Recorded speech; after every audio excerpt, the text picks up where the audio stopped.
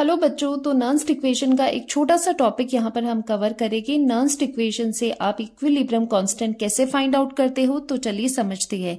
ये आपने सेल लिया है डेनियल सेल। डेनियल सेल का एग्जाम्पल लेते हैं। डेनियल सेल में जिंक रॉड होती है एंड कॉपर रॉड होती है। यहाँ पर एनोड है एंड दिस इज कैथोड, ये सब आपको पता है। यहाँ रिडक्शन होती है एंड यहाँ पर ऑक्सीडेशन होती है। अब देखो, बाय द टाइम क्या होता है, जब एनोड पे ऑक्सीडेशन होता है तो जिंक मेटल से ऑक्सीडेशन होके सॉल्यूशन में Zn2 पॉजिटिव आयंस की कॉन्सेंट्रेशन बढ़ने लगती है, ये आपको पता है। और साथ ही जो कैथोड पे रिडक्शन हो रहा है, इसीलिए सॉल्यूशन में ऑलरेडी जो कॉपर 2 पॉजिटिव आयन था वो यहाँ पर रिडक्शन होके कंज्यूम हो रहा है। तो यहाँ पर कैथोड पे कॉपर 2 पॉजिटिव आयंस की कॉन्सेंट्रेशन कम हो रही है। एनोड पे ज्यादा से ज्यादा ऑक्सीडेशन होगा तो Zn2 पॉजिटिव यहाँ पर ज्यादा होगा। इसी वजह से सॉल्यूशन में Zn2 पॉजिटिव की कॉन्सेंट्रेशन बढ़ेगी।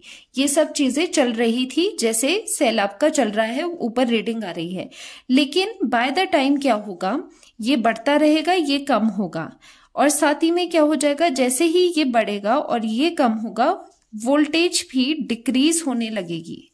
वोल्टेज क्यों डिक्रीज होने लगेगी? जब आपने नर्न्स्ट इक्वेशन देखी होगी, जैसे यहां पर है डेनियल सेल की नर्न्स्ट इक्वेशन है, अगर Zn2 पॉजिटिव की कॉन्सेंट्रेशन बढ़ रही है तो ये नेगेटिव वैल्यू को इंक्रीज कर रहा है ना। ई नॉट सेल में से कुछ आप माइनस कर रहे हो तो ई सेल की वैल्यू डिक्रीज हो रही है।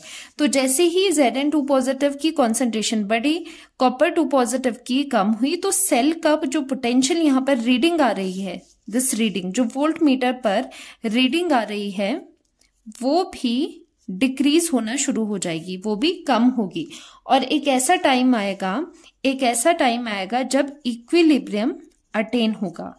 इक्विलिब्रियम कब अटेन होगा? जब ये कॉन्सेंट्रेशन Zn2 पॉजिटिव की एंड कॉपर 2 पॉजिटिव आयन की ये कांस्टेंट हो जाएगी। सेम नहीं, कांस्टेंट। कांस्टेंट मतलब ये चेंज नहीं होगी, ना ये अब बढ़ेगा और ना ये अब डिक्रीज होगा। तो इस कंडीशन को हम कहेंगे, इस टाइम पे हम कहेंगे कि एक इक्विलिब्रियम अटेन हो चुका है। तो इस इक्विलिब्रियम में जब ये इक्विलिब्रियम अटेन होगा, जब आयंस की कॉन्सेंट्रेशन कांस्टेंट हो जाएगी, तो यहां पर जो रीडिंग आएगी वो क्या रीडिंग होगी? यहां पर रीडिंग 0 वोल्ट आएगी। वोल्ट मीटर पर क्या रीडिंग दिखाएगा? 0 वोल्ट। ऐसा क्यों हो रहा है? क्योंकि पहले देखो यहां पर कॉन्सेंट्रेशन इंक्रीज हुई, जैसे कॉन्सेंट्रेशन इंक्रीज हुई यहां पर, तो वोल्टेज वैसे ही डिक्रीज करने लगी। लेकिन जब इक्विलिब्रियम आ गया तो ऐसा हो जाएगा कि रीडिंग 0 आ जाएगी। तो मैंने आपको कहा है, जो भी वोल्ट मीटर आपको रीडिंग देता है वो क्या होता है? वो ई सेल होगा। तो वो इस केस में ई सेल होगा।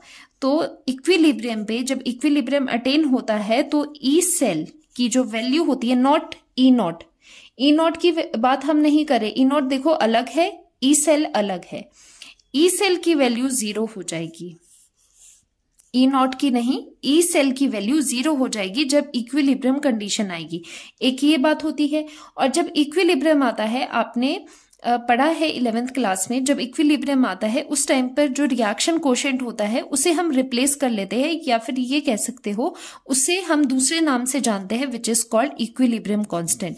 तो 2 चेंजेस आपने करने हैं नर्न्स्ट इक्वेशन में जब इक्विलिब्रियम अटेन होता है। जब क्वेश्चन में आपको गिवन रहता है कि एट इक्विलिब्रियम ये सब चीजें हो रही है, पहला चेंज आप नर्न्स्ट इक्वेशन में क्या करते हो? ई सेल की वैल्यू 0 पुट कर दोगे और क्यू रिएक्शन कोशेंट की जगह आप इक्विलिब्रियम कांस्टेंट लिखते हो। खैर, जो इसका वैल्यू है वो भी कैसे होता है? प्रोडक्ट की कॉन्सेंट्रेशन अपॉन रिएक्टेंट की कॉन्सेंट्रेशन, ऐसे ही आता है। बस डिफरेंस ये रहता है, यहाँ पर कॉन्सेंट्रेशन इक्विलिब्रियम कॉन्सेंट्रेशन होती है। तो ये 2 चेंजेस करने हैं आपको। तो चलिए लिखते हैं नर्न्स्ट इक्वेशन। तो पहले लिखेंगे नर्न्स्ट इक्वेशन। सो ये दोनों चीजें हैं। एट इक्विलिब्रियम ई सेल 0 होता है, Q reaction quotient become equal to equilibrium constant.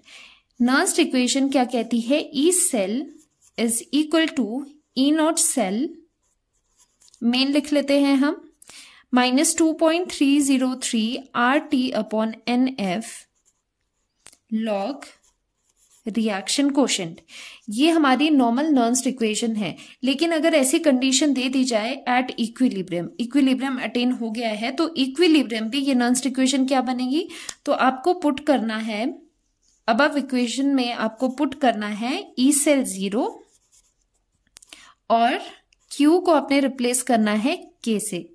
तो ये नर्न्स्ट इक्वेशन क्या बन जाती है आपकी, ई सेल 0 आ जाएगा, 0 equal to E not cell minus 2.303 RT upon NF and log K। K यहां पर क्या है, इक्विलिब्रियम कांस्टेंट है, तो E not cell is equal to minus 2.303 RT upon NF log K, या KC भी लिखा होगा एनसीईआरटी में, C का मतलब कि वहां पर कॉन्सेंट्रेशन है। ठीक है, तो ये वाला रिलेशन आप यूज कर सकते हो किसी भी टेम्परेचर के लिए, यहाँ पर T कुछ भी होगा। लेकिन अगर T पर्टिकुलरली, अगर आपने T की वैल्यू रखनी है 298 केल्विन, 298 केल्विन है अगर टेम्परेचर, या फिर कह सकते हो 25 डिग्रीज है, तो यहां पर ये पूरा जो सॉल्व करके आएगा, पुट करोगे R की वैल्यू, F की वैल्यू, T पुट कर लोगे, टेम्परेचर 298 केल्विन, तो दूसरा रिलेशन ये वाला भी यूज कर सकते हो, E not cell is equal to minus 0.0591 upon N and log KC या फिर K। तो ये दो रिलेशंस है इक्विलिब्रियम के लिए। जब भी आपको इक्विलिब्रियम आ जाए क्वेश्चन में, तो डायरेक्ट आप ये वाला फॉर्मूला यूज कर सकते हो। तो ये छोटा सा टॉपिक था नर्न्स्ट इक्वेशन का, जिसमें हमने देखा कि अगर इक्विलिब्रियम कांस्टेंट हमें निकालना है, ई नॉट सेल आपके पास गिवन है, तो इजीली आप K की वैल्यू, इक्विलिब्रियम कांस्टेंट की वैल्यू निकाल सकते हो। तो ये वन ऑफ द एप्लीकेशन भी हो सकती है इक्विलिब्रियम कांस्टेंट निकालने की, with the help of Nernst equation, with the help of E not cell. तो इस तरह से आप निकालोगे। So this was the Nernst equation का इक्विलिब्रियम कांस्टेंट के साथ रिलेशन। तो मिलते हैं नेक्स्ट लेक्चर में, जिसमें हम नर्न्स्ट इक्वेशन पे बहुत सारे अच्छे क्वेश्चन करने वाले हैं। एनसीईआरटी के भी काफी क्वेश्चन हम कवर करेंगे। सो बाय बाय, टेक केयर।